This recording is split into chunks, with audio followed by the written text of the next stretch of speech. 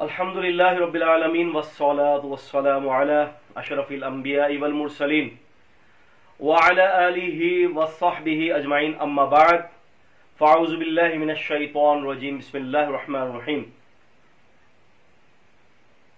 محترم ناظرین اکرام، السلام علیکم ورحمۃ اللہ وبرکاتہ۔ یہود کی ایک عجیب خصلت تھی کہ وہ لوگ کتاب کے بعض حصے پر ایمان لاتے اور بعض حصے کا انکار کرتے تھے۔ اللہ تعالیٰ ان کا قول نقل کرتا ہے، ان کا یوں کہنا ہے کہ نؤمن ببعض ونکفر ببعض، ہم بعض پر ایمان لاتے ہیں اور بعض کا انکار کرتے ہیں۔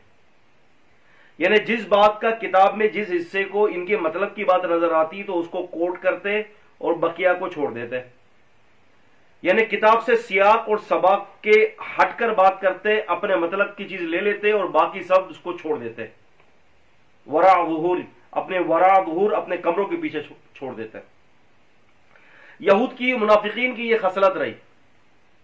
اسی طرح سے معزز ناظرین اکرام، محمد علی مرزا صاحب کو میں نے پہلے ہی آپ کو اس بات کا متنبع کیا تھا کہ محمد علی مرزا صاحب بھی یہود کی روش پر چلتے ہوئے رافضیوں کے باقاعدہ ایک بہت بڑے پروگرام کو لے کر چل رہے ہیں، اور انہوں نے رافضیت کو اہل سنت کے اندر پھیلانے کا جو ہے یہ ایک بیڑا اٹھا کے رکھا ہوا ہے کہ کتابیں ہماری استعمال کرتے ہیں آؤٹ آف کانٹیکس، ہماری کتابیں، اور رافضیت کے عقیدے کو پھیلاتے ہیں۔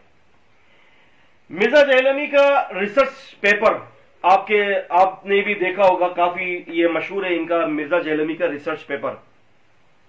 ریسرچ پیپر میں بات کرتے ہیں، یہ لکھتے ہیں کہ ترمذی کی حدیث کے حوالے سے کہتے ہیں کہ ابو بکر رضی اللہ تعالی عنہ افضل ہیں کہ سیدنا امیر المومنین علی رضی اللہ عنہ افضل ہیں۔ تو ان دونوں کا تقابل کرواتے ہوئے یہ کہتے ہیں کہ علی رضی اللہ تعالی عنہ جو ہے وہ ایمان والوں میں سب سے پہلے ایمان قبول کرتے ہیں، یعنی ابو بکر رضی اللہ تعالی عنہ سے بھی پہلے انہوں نے اسلام کو قبول کیا، مسلمان ہوئے، اور انہوں نے ابو بکر رضی اللہ تعالی عنہ کے حوالے سے یہ کہتے ہیں کہ ان سے پہلے سیدنا امیر المومنین علی رضی اللہ تعالی عنہ نے اسلام قبول کیا۔ اچھا، اس کے لیے انہوں نے دو باتیں دو کتابوں سے جو انہوں نے پیش کیا ہے۔ ایک تو سنن ترمذی کے حوالے سے، امام ترمذی کی سنن ترمذی ہے، اس کے حوالے سے انہوں نے ایک روایت نقل کی اور یہودیوں کی طرح اور روافض کی طرح آدھی بات نقل کی اور آدھی چھوڑ دی۔ وہ کیا نقل کرتے ہیں؟ کہتے ہیں کہ سیدنا زید بن ارقم رضی اللہ تعالی عنہ فرماتے ہیں قال اول من اسلم علی، کہ فرماتے ہیں کہ سب سے پہلے علی رضی اللہ تعالی عنہ نے اسلام کو قبول کیا۔ ترمذی کی حدیث ہے، حدیث نمبر 3735 رقم الحدیث ہے۔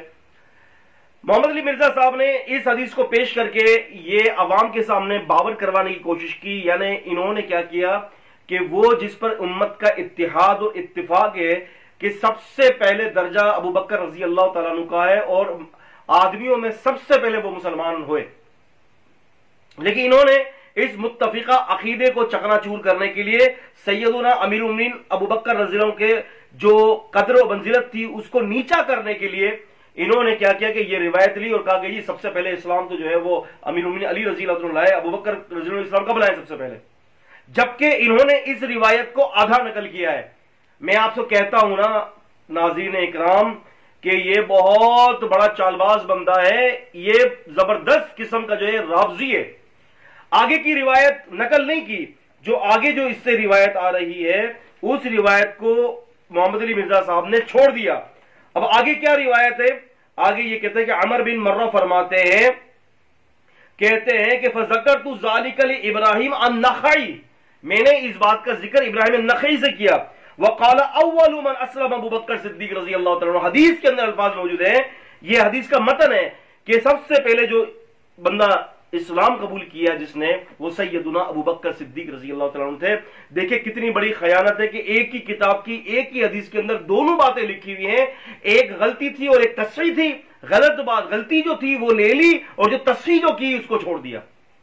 اسی طرح سے انہوں نے امام حاکم رحمت اللہ علیہ، کیونکہ مرزا صاحب تو اردو نسخے دکھاتے ہیں، میرے پاس امام حاکم کا اردو نسخہ نہیں ہے، میرے پاس یہ عربی نسخہ ہے۔ یہ اس نسخے کے اندر ایک حدیث انہوں نے نقل کی ہے اپنے اسی جو ہے ریسرچ پیپر کے اندر، اور یہ حدیث بھی انہوں نے آدھی نقل کی ہے۔ حدیث کیا ہے؟ ان اول من اسلم مع رسول اللہ صلی اللہ علیہ وسلم علی بن ابی طالب رضی اللہ تعالیٰ عنہ، کہ پہلے وہ شخص جس نے نبی کریم صلی اللہ علیہ وسلم کے ساتھ اسلام، یعنی نبی پاک صلی اللہ علیہ وسلم کے ہاتھ پر جس نے اسلام قبول کیا، وہ کون تھا؟ وہ سیدنا علی بن ابی طالب رضی اللہ تعالیٰ عنہ تھے۔ یہ حدیث یہ یہاں سے یہ مستدرک حاکم کے اندر حدیث ہے، حدیث کا نمبر 4663 ہے حدیث کا نمبر، یہ نقل کیا اور باقی پھر آگے کا حدیث کا حصہ چھوڑ دیا۔ آگے کیا لکھا ہوا ہے؟